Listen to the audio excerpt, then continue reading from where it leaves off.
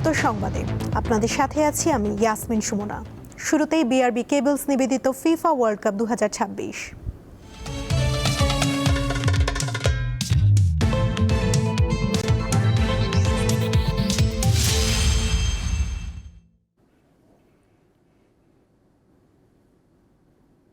Kansas সিটির Arrowhead স্টেডিয়ামে আবারও রূপকথার মতো শেষ মুহূর্তের উল্লাসের রাজকীয় প্রত্যাবর্তন হলো বিশ্ব চ্যাম্পিয়ন আর্জেন্টিনার। সুইজারল্যান্ডের প্রাচীর ভেঙে ৩-১ গোল ব্যবধানে জিতে ষষ্ঠবারের মতো বিশ্বকাপের সেমিফাইনালে উঠল আলবিসেলেস্তারা। 10 জনের দল নিয়ে অনেকটা সময় চোয়ালবদ্ধ প্রতিজ্ঞায় আর্জেন্টিনাকে আটকে রাখে সুইজারল্যান্ড, কিন্তু অতিরিক্ত সময়ে দ্বিতীয়ার্ধে হুলিয়ান আলভারেজের জাদুকরি এক মুহূর্ত গড়ে দিল ব্যবধান। তার চোখ ধাঁধানো গোলে স্বস্তি ফেরার পর শেষ সময়ে দলকে উল্লাসে ভাসান লাউতারো মার্টিনেজ। শঙ্কার পথ মারিয়ে শেষ চারের ঠিকানায় পৌঁছে গেল ডিফেন্ডিং চ্যাম্পিয়ন আর্জেন্টিনা। ম্যাচের 9ম মিনিটে অধিনায়ক লিওনেল মেসির জাদুকরি কর্নার থেকে আলবিসেলেস্তাদের এগিয়ে দেন লিভারপুল মিডফিল্ডার অ্যালেক্সিস ম্যাকঅ্যালিস্টার। বিশ্বকাপের সর্বকালের শীর্ষ অ্যাসিস্টের মালিক হলেন মেসি। এই আসরে নিজের দ্বিতীয় এবং সব মিলিয়ে 10ম অ্যাসিস্ট করেন 39 বছর বয়সী এই তারকা। সেই সাথে বিশ্বকাপের নকআউট পর্বে মেসি মোট 15টি গোলে অবদান রাখেন। বিগত 60 বছরে যে কোনো খেলোয়াড়দের মধ্যে এটি সর্বোচ্চ। And now with that goal, they're going to have that extra bit of belief. ইচ্ছে করে ডাইভ দেওয়ায় 72 মিনিটে দ্বিতীয় হলুদ কার্ড দেখে মাঠ ছাড়েন বাগাইল এমবোলো। ম্যাচে সিমুলেশন করলে হলুদ কার্ড দেওয়ার নিয়ম আছে বটে, তবে এত বড় ম্যাচে মাঝ মাঠে এমন ঘটনায় দ্বিতীয় হলুদ কার্ড বিশ্বজুড়েই প্রশ্নে জবাব দিবে। ধারাভাষ্যকারও বললেন এমন কথা। Well, it's a time for cool, calm heads from the Swiss players. মূলত খেলার মোড় ঘুরে যায় এখানেই। সুইসরা মনোযোগ দিলেন রক্ষণে। নির্ধারিত সময় ও যোগ করা সময় মিলিয়ে পরের 28 মিনিট তারা পার করে দেয় নিরাপদে। ডিফেন্ডিং চ্যাম্পিয়নদের খেলার ধার চোখে পড়েনি তেমন। ব্যবধানটা শেষ পর্যন্ত 2 গোলের হলেও লড়াই ছিল হাড্ডাহাড্ডি। ম্যাচের বেশিরভাগ সময় ম্রিয়মান ছিল লিওনেল মেসির দল। একজন কম নিয়েও তাদের ঘাম ছুটিয়ে দেয় সুইসরা। একটুর জন্য ম্যাচটি নিতে পারেনি তারা টাই ব্রেকে। সেমিতে আর্জেন্টিনা প্রতিপক্ষ ইংল্যান্ড। অবিশ্বাস্য হলো সত্যি, মেসি তার ক্যারিয়ারে প্রথমবার খেলবেন ইংলিশদের বিপক্ষে। সেখানে তার দলের জন্য প্রেরণার তথ্য। বিশ্বকাপের সেমিফাইনালে কখনো হারেনি আর্জেন্টিনা। 1992 সালে বিশ্বকাপ ফুটবলের র্যাঙ্কিং আনুষ্ঠানিকভাবে চালুর পর এই প্রথম ফিফা র্যাঙ্কিং এর শীর্ষ 4 দল জায়গা করে নিল বিশ্বকাপের শেষ 4-এ। Of joy and of relief. Mohammad Hasib, Deepto Sports. বিশ্বকাপের কোয়ার্টার ফাইনাল থেকে বিদায় নিল নরওয়ে। আসরের তৃতীয় কোয়ার্টার ফাইনালে জুড বেলিংহামের জোড়া গোলে ইংল্যান্ডের কাছে 2-1 গোল ব্যবধানে হেরেছে তারা।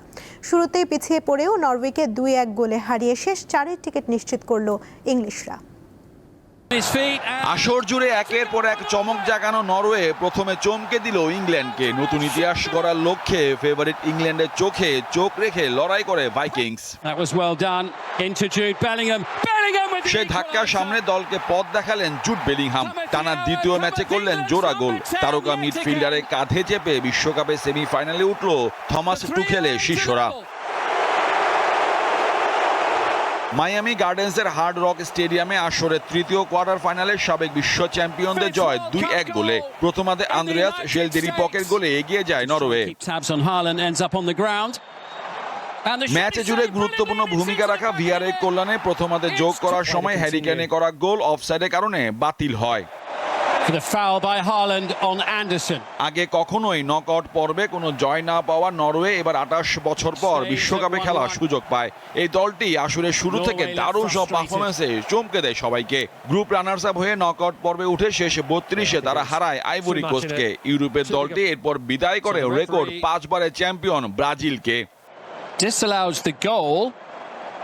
বল পজিশন রাখার পাশাপাশি আক্রমণও প্রায় সমানে সমান তারা। গোলের জন্য দলের 13টি শটে 4টি লক্ষ্যে ছিল ইংলিশদের, 14 শটে 8টি থাকে লক্ষ্যে।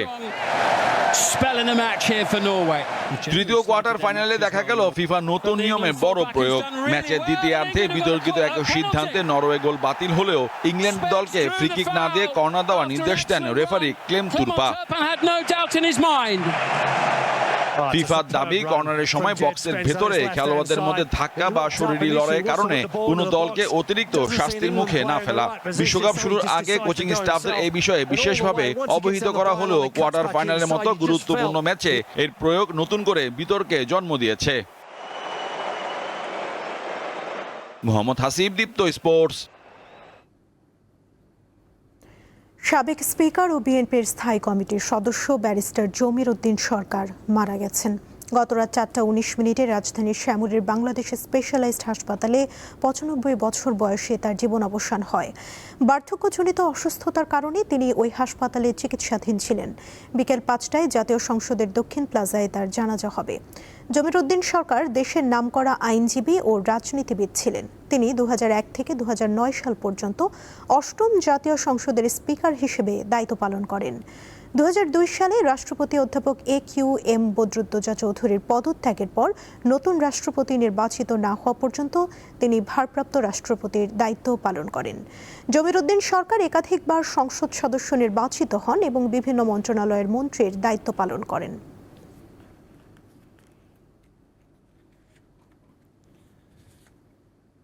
রাজধানী সহ দেশের বিভিন্ন স্থানে আজও বৃষ্টিপাত অব্যাহত রয়েছে। এতে অনেক জায়গায় জনজীবন বিপর্যস্ত হয়ে পড়েছে। রাজধানীতে গতরাত থেকে টানা বৃষ্টি হচ্ছে, ফলে গ্রিন রোড, তেজতুরি বাজার, পান্থপথ, মণিপুর, বসুন্ধরা আবাসিক এলাকা, ধানমন্ডি 27, ধানমন্ডি 32, মোহাম্মদপুর, বিজয়নগর, কাজীপাড়া, মিরপুর সহ বিভিন্ন এলাকায় জলাবদ্ধতা সৃষ্টি হয়েছে। ফলে ভোগান্তিতে পড়েছে কর্মজীবী মানুষ ও স্কুল শিক্ষার্থীরা। আবহাওয়া অফিস জানিয়েছে, দেশের অধিকাংশ এলাকায় আজও দমকা হাওয়া সহ বৃষ্টি ও বজ্রবৃষ্টি হবে। কক্সবাজার, চট্টগ্রাম, বান্দরবান, রাঙামাটি ও খাগড়াছড়িতে ভারী থেকে অতি ভারী বৃষ্টির কারণে ভূমিধসের উচ্চ ঝুঁকির সতর্কতা বহাল রয়েছে।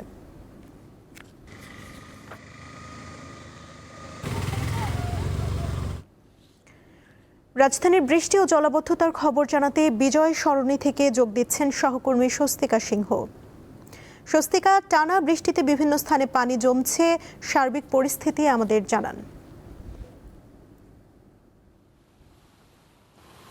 সুমনা, এই মুহূর্তে আমরা রয়েছি বিজয় সরণি সড়কে এবং যে সড়কটি কিন্তু সম্পূর্ণ পানির নিচে চলে গিয়েছে। আমি যদি একটু দেখানোর চেষ্টা করি, রাজধানীর একটি ব্যস্ততম সড়ক কিন্তু এই বিজয় সরণি, যে সড়কটি দিয়ে কিন্তু রাজধানীর বিভিন্ন দিকে ব্যক্তিগত গাড়ি বা গুরুত্বপূর্ণ যানবাহনগুলো চলাচল করে। কিন্তু ঠিক গতকাল রাত থেকে এখনো পর্যন্ত যে অবিরাম যে বৃষ্টি চলছে, সেই বৃষ্টিতে কিন্তু ঠিক এই বিজয় সরণির এই সড়কটি কিন্তু সম্পূর্ণ পানির নিচে চলে গিয়েছে এবং যার কারণে কিন্তু যে যানবাহনগুলো আসছে, যানবাহনগুলো কিন্তু অধিকাংশ যানবাহনই আমরা দেখছি যে রাস্তায় থমকে যাচ্ছে এবং বিকল হয়ে যাচ্ছে। অনেক যানবাহনই বিকল হয়ে যাচ্ছে। তার পাশাপাশি কিন্তু ঠিক আজকে সপ্তাহের প্রথম কর্মদিবস, সেই সপ্তাহের প্রথম কর্মদিবসে কিন্তু এই যে টানা অবিরাম গতকাল রাত থেকে যে বৃষ্টি, এই বৃষ্টিতে কিন্তু খুব যারা কর্মজীবীরা বের হয়েছেন তারা কিন্তু অনেকেই ভোগান্তির সম্মুখীন হয়েছেন। এর পাশাপাশি আপনাকে একটু জানিয়ে রাখি, আমরা রাজধানীর বিভিন্ন সড়কে গিয়েছিলাম। ঠিক এই বিজয় সরণির যে চিত্রটি এখানে দেখা যাচ্ছে, ঠিক এই বিজয় সরণির চিত্রর মতনই কিন্তু ধানমন্ডি, মিরপুর, পল্টন থেকে শুরু করে রাজধানীর প্রধান প্রধান সড়কগুলোর কিন্তু একই চিত্র এবং পানির নিচে চলে গিয়েছে, যার কারণে কিন্তু অনেকে বৃষ্টিতে ভিজে যাচ্ছেন, গাড়িগুলো তলিয়ে যাচ্ছে, গাড়ি বিকল হয়ে যাচ্ছে, এরকম নানা ধরনের ভোগান্তির শিকার হচ্ছেন। এর মধ্যে দিয়েও কিন্তু আবহাওয়া অফিস জানিয়েছে যে এই যে অবিরাম বৃষ্টি, সেই বৃষ্টি এবং দমকা হাওয়া আজকে হবে এবং আজকে হওয়ার মধ্যেও তিনি নির্দিষ্ট করে বলেছেন যে আজকে যে বৃষ্টিটা, এটা থেমে থেমে চলমান থাকবে, কিন্তু এই বৃষ্টি আরও 3 দিন অব্যাহত থাকবে। আবহাওয়া অফিস বলেছে এই 3 দিন পরবর্তী সময়ে বৃষ্টির পরিমাণটা কিছুটা কম হতে পারে, এটা আবহাওয়া অফিস আমাদেরকে নিশ্চিত করেছেন।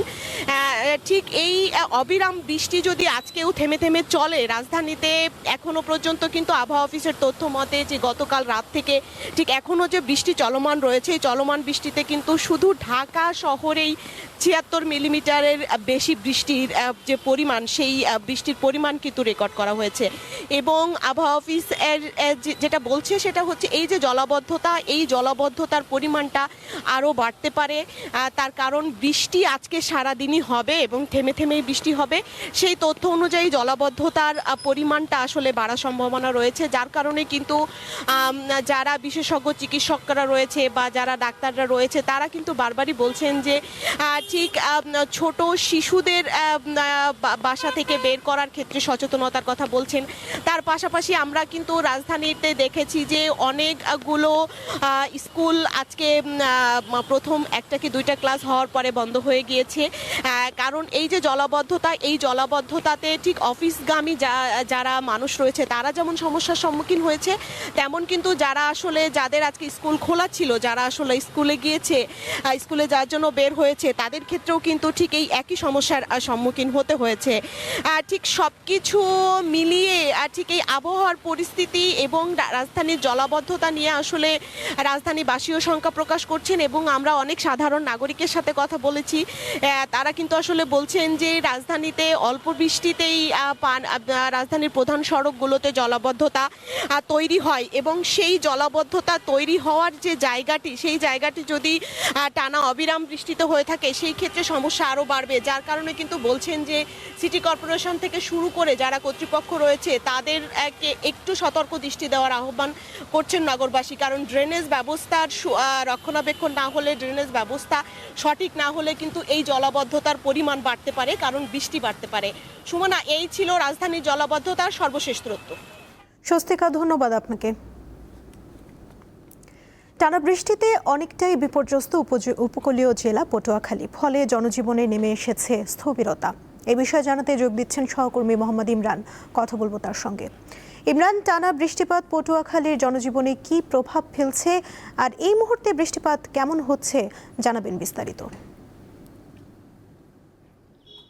সুমনা, সক্রিয় মৌসুমী বায়ুর প্রভাবে পটুয়াখালীতে কিন্তু গত 9 দিন ধরে টানা বৃষ্টিপাত হচ্ছে এবং গতকাল সকাল 9টা থেকে আজ সকাল 9টা পর্যন্ত কিন্তু জেলায় এবছরের সর্বোচ্চ 151.8 মিলিমিটার বৃষ্টিপাত রেকর্ড করেছে আবহাওয়া অফিস। বৃষ্টিপাত কিন্তু আমরা দেখেছি থেমে থেমে ভারী থেকে অতি ভারী বৃষ্টিপাত হচ্ছে। এই বৃষ্টিপাতের কারণে কিন্তু অনেক নিম্নাঞ্চল প্লাবিত হয়েছে, বিশেষ করে গ্রাম অঞ্চলের মাছের ঘের পুকুর তলিয়ে গেছে, অনেক পরিবারের উঠোন এবং বাড়িঘরেও কিন্তু পানি উঠেছে, অনেক পরিবার কিন্তু ইতিমধ্যে পানিবন্দী হয়ে পড়েছেন।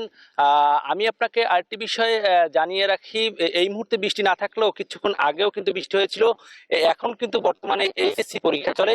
আমরা দেখেছি শহরের আব্দুল হাই বিদ্যানিকেতন কেন্দ্র এবং শেরেবাংলা মাধ্যমিক বিদ্যালয়ে এইচএসসি পরীক্ষার কেন্দ্র সহ বেশ কয়েকটি কেন্দ্রের প্রাঙ্গণে পানি উঠেছে এবং বারান্দায় পানি উঠেছে এবং অনেক কক্ষেও কিন্তু পানি উঠেছে, যার কারণে সকাল থেকে পরীক্ষা নিতে এখানকার যারা শিক্ষক রয়েছেন তাদেরকে অনেকটা ভোগান্তি পোহাতে হচ্ছে এবং শিক্ষার্থীদেরও পরীক্ষা দিতে অনেকটা সমস্যা পোহাতে হচ্ছে। আমি আপনাকে আরেকটি বিষয়ে জানিয়ে রাখি, টানা বৃষ্টিতে কিন্তু আমরা দেখেছি সকাল থেকে একেবারে জনজীবনে স্থবিরতা নেমে এসেছে। শহরের বিভিন্ন সড়ক এবং নিচু স্থানে পানি জমে জলাবদ্ধতার সৃষ্টি হয়েছে এবং এই টানা বৃষ্টিতে সবচেয়ে বেশি ভোগান্তিতে পড়েছেন নিম্ন আয়ের খেটে খাওয়া শ্রমজীবী মানুষ সহ বিভিন্ন যানবাহনের চালকরা। তারা কিন্তু এই 9 দিন ধরে ঠিকমতো যাত্রী না পেয়ে অনেকটা বেকায়দায় পড়েছেন, পরিবার পরিজন নিয়ে কিন্তু অনেকটা সমস্যায় পড়েছেন এবং আমাদের উপকূলীয় এলাকায় কিন্তু বেশ কয়েকটি বেড়িবাঁধ রয়েছে, ঝুঁকিপূর্ণ বেড়িবাঁধ রয়েছে। এই বেড়িবাঁধগুলোর পাড়ের যে মানুষ রয়েছে তারাও কিন্তু এই টানা বৃষ্টির কারণে বেড়িবাঁধ কিন্তু ক্ষতিগ্রস্ত হতে পারে। এজন্য বেড়িবাঁধের পাড়ের যে মানুষ রয়েছে তারাও কিন্তু অনেকটা দুশ্চিন্তায় কিন্তু পড়েছেন। আমরা এখানকার আবহাওয়া বিষয়ে কথা বলেছি।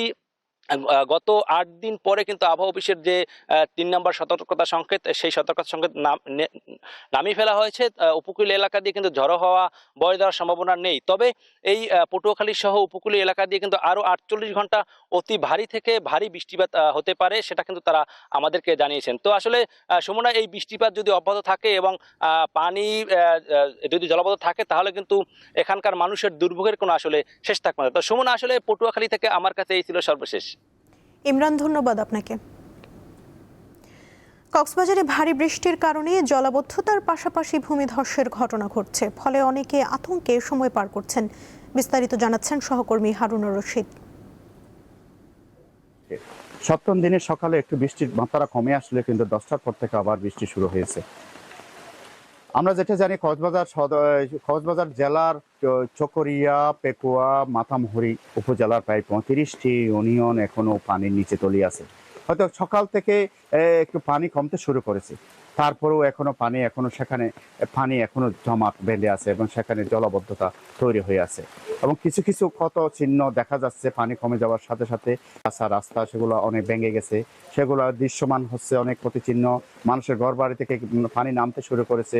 এই অবস্থা কক্সবাজারের আসলে পেকুয়া, চকরিয়া, মাতামুহুরীতে কিছু ত্রাণ পাঠানো হয়েছে সরকারের পক্ষ থেকে, জেলা প্রশাসন, উপজেলা প্রশাসনের পক্ষ থেকে ত্রাণ বিতরণ করা হলো, কিন্তু সেই ত্রাণ পর্যাপ্ত নয় বলে স্থানীয় প্রশাসন সূত্রে জানা গেছে। তারা বলছে বন্যা পরিস্থিতিতে কিন্তু তাদের যে চিকিৎসা, তাদের যে বাসস্থান, তাদের যে খাদ্য, আসলে তারা কিছুই পাচ্ছে না। এই অবস্থায় খুব দুর্বিষহ হয়ে উঠছে তাদের জীবনযাপন। চকরিয়ায় ও খৈয়ারবিল এলাকায় কিশোর নিখোঁজ রয়েছে। জলদাস পাড়ার সজীব দাস নামে এক কিশোর নিখোঁজ রয়েছে এবং পেকুয়ায় বলিরপাড়া এলাকায় এক শিশু গতকাল পানিতে পড়ে তার মৃত্যু হয়েছে। এ পর্যন্ত মৃত্যুর সংখ্যা দাঁড়িয়েছে 28 জনে। নিখোঁজ যে কিশোর তাকে পাওয়া গেলে হয়তো মৃত্যুর সংখ্যা দাঁড়াবে 29-এ। চকরিয়া, পেকুয়ার মানুষ হাহাকার করছে, তাদের যে খাদ্য নেই, পানি নেই, বিশুদ্ধ পানি নেই, তাদের যে চিকিৎসা নেই। এই পর্যায়ে তারা দাবি জানিয়েছে তাদেরকে যেন খাদ্য, চিকিৎসা, তাদেরকে যেন এই সহায়তা দেওয়া হয়। তারা দ্রুত তাদের এই সহায়তা দাবি করছে। এই ছিল আমার কক্সবাজারের সার্বিক বন্যা পরিস্থিতির তথ্য। পাহাড়ি ঢল ও টানা বৃষ্টিতে নওগাঁর রানীনগরে ছোট যমুনার পানি বাড়লে তীব্র ভাঙন দেখা দেয়। ঝুঁকিপূর্ণ হয়ে ওঠে বেড়িবাঁধের সড়কটি। নান্দাইবাড়ি, মালঞ্চি, কৃষ্ণপুর, আটগ্রাম সহ অর্ধশতাধিক গ্রামের বাসিন্দাদেরকে চলাচল করতে হয় নদীর পূর্ব তীরের একমাত্র সরু রাস্তা দিয়ে। বিগত কয়েক বছর আগেও ছোট যমুনা নদীতে যখন পানি বেশি হয়েছিল, তখন এই নান্দাইবাড়ি, কৃষ্ণপুর, মালঞ্চি, বেড়িবাঁধের একাধিক অংশে ভেঙে বন্যার সৃষ্টি হয়েছিল। আমাদের মাদ্রাসা নদীর পাশে, নদীটা ভেঙে যায় যখন মাদ্রাসাটাও দেওয়াল ভেঙে যায়। এই রাস্তা দিয়ে মানুষ চলাচল করতে অনেক সমস্যা হয়, রাস্তাটাও ভেঙে যায়। বাঁধ ভেঙে যায় তাহলে আমাদের বাড়ি ঘর না খুব চিন্তিত। প্রত্যেকটা রাতে জায়গায় থাকতে হয়, পানি যখন ফুল থাকে নদীতে, কখন ভেঙে যাবে তার কোনো গ্যারান্টি নাই। এখানে যদি ভেঙে যায় তাহলে দুটাই জেলা, নওগাঁ এবং নাটোর, অর্থাৎ রায়নগর থানা, সিংড়া থানা, নাটোর আত্রাই থানা, 3টা থানা কিন্তু প্লাবিত হয়ে যাবে। ফসলাদি কোনো কিছু হবে না। বস্তা মারে, বাঁশ দিয়ে বেড়া দেয়, মাঝে মাঝে ওই আবার ভেঙে যায়। এই হালি চলিচ্ছে। বন্যায় পানি আসার আগেই যেন স্থায়ীভাবে এটা সমাধান করা হয়। নওগাঁ পানি উন্নয়ন বোর্ড ও রানীনগর উপজেলা প্রশাসনের কর্মকর্তাবৃন্দ এই বেড়িবাঁধের ঝুঁকিপূর্ণ অংশটি পরিদর্শন করেছেন এবং অত্যন্ত ঝুঁকিপূর্ণ অংশে কিছুটা কাজ শুরু করেছেন। পানি উন্নয়ন বোর্ড সহ উপজেলা দুর্যোগ ব্যবস্থাপনা দপ্তর, উপজেলা প্রশাসন সহ প্রয়োজনীয় কাজগুলো, জিও ব্যাগ থেকে শুরু করে প্রোটেকশন ওয়ার্ক যেগুলো করা দরকার সেগুলো আমরা করার চেষ্টা করব এবং এই জন্য আমি দাপ্তরিকভাবে যা যোগাযোগ করার সেটি করার চেষ্টা করছি। স্থানীয় বাসিন্দাদের দাবি যেন অতি দ্রুত এই ঝুঁকিপূর্ণ 6 কিলোমিটারের বেড়িবাঁধ স্থায়ীভাবে মেরামত করে দেওয়া হয়। আব্দুর রৌফ, দীপ্ত টিভি, নওগাঁ। দেশে পুলিশ হেফাজতে মৃত্যুর ঘটনা নিয়ে নানা প্রশ্ন উঠছে। অভিযোগ আছে রাজনৈতিক পট পরিবর্তনের পরও এমন ঘটনাকে হার্ট অ্যাটাক বা আত্মহত্যা বলে চালিয়ে দেওয়া হচ্ছে। আইনশৃঙ্খলা বাহিনীর অনেকটা সেই গদবাঁধা বিবৃতির মতো। তবে মৃত্যু যেভাবেই হোক না কেন বাধ্যতামূলক ময়নাতদন্ত হওয়া উচিত বলে মনে করেন মানবাধিকার কর্মীরা। তাদের দাবি, নির্যাতনে মৃত্যু হলে জড়িতদের শাস্তি নিশ্চিত করতে হবে। ফরিদপুরে আইন কলেজের শিক্ষার্থী ও ছাত্রলীগ কর্মী মির্জা ইশতিয়াক আহমেদ প্রান্তর ডিবি পুলিশ হেফাজতে মৃত্যুর ঘটনাটি সম্প্রতি দেশ জুড়ে আলোচনার জন্ম দেয়। পরিবারের সদস্যদের অভিযোগ, তাদের সামনেই মারধর করা হয় ইশতিয়াককে। পুলিশের হেফাজতে থাকা অবস্থায় 22 জুন সে মারা যায়। ডিবি পুলিশের এজাহারে উল্লেখ রয়েছে রাত 2টায় আটক এবং প্যান্টের পকেট থেকে মাদক উদ্ধার করা হয়। কিন্তু ভিডিওতে দেখা যায় বিকেলে আটক এবং লুঙ্গি পরিহিত প্রান্ত। সামাজিক যোগাযোগ মাধ্যমে ভাইরাল হওয়া ভিডিওতে আরও দেখা যায় প্রান্ত মধুখালী উপজেলার ঢাকা খুলনা মহাসড়কের পাশে নিজ বাড়ির সামনে দাঁড়িয়ে আছেন। এ সময় ডিবি পুলিশের সদস্যরা প্রান্তকে ধরে মারধর করেন। আর আমার ঘরের ভিতর থেকে ওরা মারছে কান পেছে থাপড় দেয়, এত জোরে দেয় মানে ওর কানে তালা মালা ফেটে গেছে। ওনাকে হাত জোর করে বুঝে ওরা আপনাদের কাছে আমি মাপ চাই, আপনারা ওরে ছেড়ে দেন। ও ভালো ছেলে, ও খারাপ ছেলে না, ওর জীবনটা নষ্ট করবেন না। দেশবাসীর কাছে আমার এটাই প্রশ্ন যে লুঙ্গির পকেট আছে কিনা। প্রান্তর মৃত্যুর ঘটনায় ডিবি ফরিদপুর সদর জোনের ওসি আলমগীর হোসেনকে প্রশাসনিক কারণ দেখিয়ে প্রত্যাহার করা হয়। এ ঘটনায় 3 সদস্যের একটি তদন্ত কমিটি গঠন করা হয়েছে। তাকে ডিবি পুলিশ রাতে মাদক সহ ধরে আর কি, এবং সেই বিষয়ে থানায় ফরিদপুর জেলা ডিবি পুলিশ থানায় একটি এজাহার দাখিল করে। আসলে এই বিষয়টা শুধুমাত্র থানায় মামলা রুজু হয়, কিন্তু ডিবির মামলা তারাই তদন্ত করে এবং তাদের হেফাজতে আসামি থাকে, তাদের হেফাজতে আলামত থাকে। এর কয়েকদিন পর গত 24 জুন চট্টগ্রামে কারা হেফাজতে কার্যক্রম নিষিদ্ধ যুবলীগ নেতা নুরুল আলমেরও মৃত্যু হয়। তিনিও একদিন আগে সুস্থ অবস্থায় গ্রেপ্তার হয়েছিলেন। হেফাজতে মৃত্যুর এই ধারাবাহিকতা কোনো বিচ্ছিন্ন ঘটনা নয়। আইন ও সালিশ কেন্দ্রের হিসাব অনুযায়ী এবছরে মে মাস পর্যন্ত সারা দেশে কারা হেফাজতে মারা গেছেন 52 জন। প্রতি মাসে অন্তত 10 জনের বেশি বন্দী মারা গেছেন। বন্দির মৃত্যুর কারণ খতিয়ে দেখা এবং নির্যাতনে মৃত্যু হলে সংশ্লিষ্টদের শাস্তি নিশ্চিত করা জরুরি বলে মনে করেন এই মানবাধিকার কর্মী। কারণ পুলিশ একটা সেফ কাস্টডির জায়গা, যেখানে মানুষ নিরাপদ থাকবে। হ্যাঁ, জিজ্ঞাসাবাদের জন্য যদি কাউকে নিয়ে আসা হয়, অ্যারেস্ট যদি করা হয়, তাহলে প্রসিডিউর অনুযায়ী তার সাথে বিহেভ করতে হবে এবং তার জন্য কোনো ক্ষতি না হয় শারীরিক মানসিক, সেটা দেখার দায়িত্ব পুলিশের। এখানে যদি পুলিশের কাস্টডির কারণে মৃত্যু হয়, তাহলে মৃত্যুটার দায়ভারটা রাষ্ট্র এইভাবে আসে যে রাষ্ট্রের অর্গানের কাছে যদি কেউ মৃত্যু হয়, রাষ্ট্র তাকে সে দায়টা নিতে হবে এবং যে অভিযুক্ত ব্যক্তি তাকে শাস্তির বিধানের যেখানে তাকে আইনে সোপর্দ করতে হবে। সে সুস্থ অবস্থায় আসছে এবং সে মারা গেছে, তার পোস্টমর্টম রিপোর্ট হবে এবং ফরেন্সিক রিপোর্টে যদি আসে যে তার মৃত্যুটা এরকমভাবে হয়েছে, নর্মাল মানে আপনার হার্ট ফেল না, মানে এর ভিতর নির্যাতন বা অন্য কিছু আছে, তাহলে সেই ক্ষেত্রে কিন্তু তার পেনাল কোড অনুযায়ী তার শাস্তির বিধান আছে। দেশে আইন শৃঙ্খলা বাহিনীর হাতে নির্যাতন ও হেফাজতে মৃত্যু নিবারণ আইন থাকলেও এর আওতায় শাস্তি পাওয়ার ঘটনা খুবই বিরল। দিলশা দেনি, দীপ্ত সংবাদ, ঢাকা। সাংবাদিকতার মান উন্নয়নের লক্ষ্যে একটি ইনস্টিটিউট গড়ার মাধ্যমে সাংবাদিকদের প্রশিক্ষণের পরামর্শ দিয়েছেন বিভিন্ন গণমাধ্যমের বার্তা প্রধানরা। গতকাল রাজধানীর সেগুনবাগিচায় ঢাকা রিপোর্টার্স ইউনিটিতে মতবিনিময় সভায় তারা এই পরামর্শ দেন। সভায় সাংবাদিকতার বর্তমান চ্যালেঞ্জ নিয়ে আলোচনা হয়। এ সময় বার্তা প্রধানরা সাংবাদিকদের মান উন্নয়নের পাশাপাশি তথ্য প্রাপ্তির সুযোগ সম্প্রসারণ এবং এআই নির্ভর প্রশিক্ষণের ওপর গুরুত্ব আরোপ করেন। তারা পেশাগত স্বার্থ সংশ্লিষ্ট বিভিন্ন বিষয়ে নিজেদের মত তুলে ধরেন। সাংবাদিকদের নিবন্ধন বাধ্যতামূলক করার কথাও বলেন কেউ কেউ।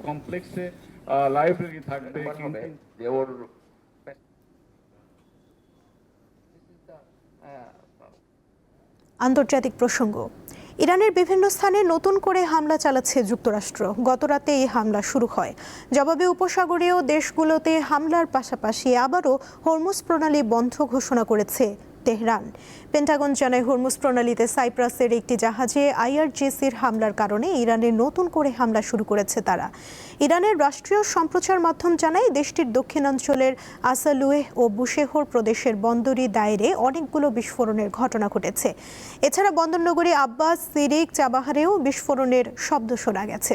দক্ষিণের হরমুজগান প্রদেশে 10টির বেশি বিস্ফোরণের ঘটনা ঘটেছে। এদিকে ওয়াশিংটনেও যুক্তরাষ্ট্রের বিমান ঘাঁটি সহ বিভিন্ন স্থাপনায় পাল্টা হামলার দাবি করেছে ইরান। একই সঙ্গে হরমুজ প্রণালী আবারও বন্ধ ঘোষণা করেছে তেহরান।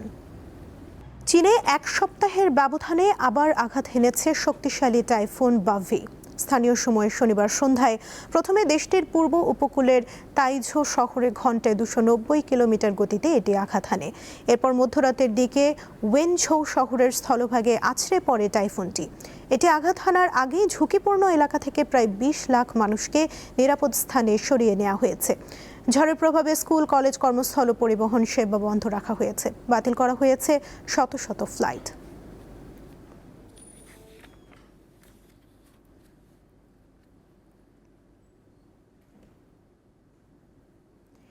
এই ছিল এখনকার মতো। পরবর্তী সংবাদ দুপুর 2টায় দেখার আমন্ত্রণ রইল। এছাড়া আরও তথ্য পেতে যুক্ত থাকুন দীপ্ত ডিজিটাল প্ল্যাটফর্মের সাথে। ধন্যবাদ সবাইকে।